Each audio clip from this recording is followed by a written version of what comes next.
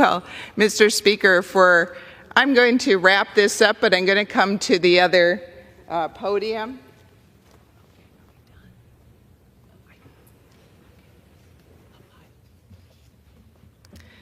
Mr. Speaker, serving in the U.S. House of Representatives has been an honor of a lifetime. Very surreal.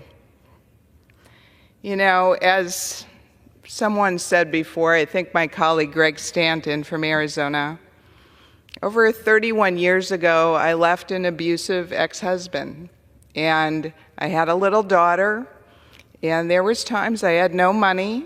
I remember there was a time I had no place to live. I went to see if I could get into a shelter, and it was full.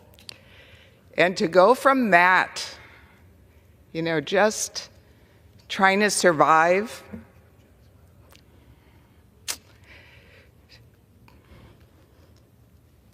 to serving here, shows you that God is good and America is good. And from going from that to flying on Air Force One, to sitting in my apartment in Washington, D.C., and getting a call from the President of the United States, President Trump, from staying overnight and being invited to Camp David, which not too many people get to do, and to be selected by President Trump of one of only 8 U.S. Congress members to serve on his impeachment defense team. Wow. Just absolutely unbelievable. And you know, in the 6 years and almost 8 months that I've been here, I have been part of history, so much history that has never happened before I experienced. I served on the Judiciary Committee during both impeachments, but it went through committee on the first impeachment of President Trump. And I saw firsthand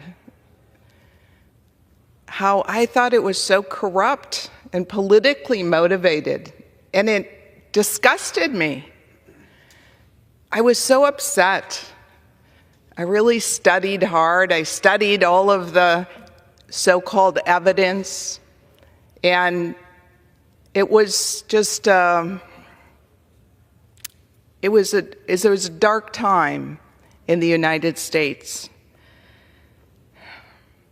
I was there when Robert Mueller came to Judiciary Committee to testify, and we all prepared, and it was kind of really a surprise of how he testified and wasn't able to answer certain questions. I was here and lived through Congress through COVID, when Speaker Pelosi mandated that we wear masks in all of the committees and on the floor, when Speaker Pelosi put metal detectors right outside of those doors and every single member of Congress had to go through metal detectors as if we were some type of threat. I was here when Speaker Pelosi instituted proxy voting on the floor, never been done before in the history of the United States, not through different diseases, not through wars, but we did it here, and I joined in the lawsuit against it, thinking it was unconstitutional. And I was here on January 6th. That was just a crazy day. So I have had one heck of a ride. One heck of a ride here. And have met so many great people. And truly, I believe that the vast majority of Congress members are good people who want to make a difference in our lives. I have been able to help hundreds of constituents. And that is such a great feeling because they've come up to me. Some of these constituents have come up to me crying, saying, Debbie, you were able to help me. I was at my wit's end. I couldn't get my Social Security payment. I couldn't get my veteran benefit payment. And your office helped me. And that's really satisfying to me. I was able to pass legislation.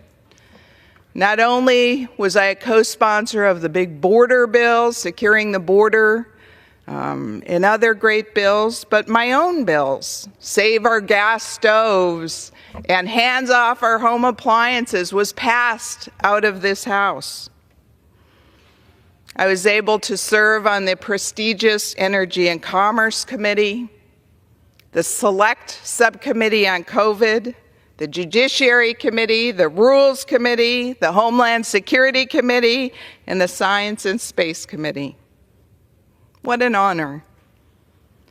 I was also served on the WHIP team and on the steering committee where we would select which Republicans served on which committees and which Republicans served as chairman or ranking members on the committees. I've made a lot of great friends. Some of them are here today. And I'll never forget you. But now it's time for me to move on. I have a great family at home. My mother's 95. My husband, my loving husband's home. I have 3 kids. I have 6 grandkids. And a brother, a sister that all live within 20 minutes of my house. And I'm here in Washington, D.C., 60, 70% of the time.